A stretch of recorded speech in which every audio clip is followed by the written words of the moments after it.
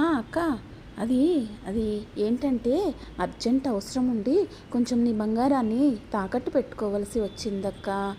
ఏమీ అనుకోకు, తొందరలోనే విడిపించి ఇచ్చేస్తానులే. ఏంటి ఏంటి మీనాక్షి నువ్వు మాట్లాడేది? నా బంగారాన్ని నాకు చెప్పకుండా తాకట్టు పెట్టుకుంటావా? అసలు ఏం జరుగుతుందో నాకేం అర్థం కావటం లేదు. అసలు నీ భర్తను ఒకసారి పిలువు అని అంటుంది. అక్కడికి తన భర్త వస్తాడు.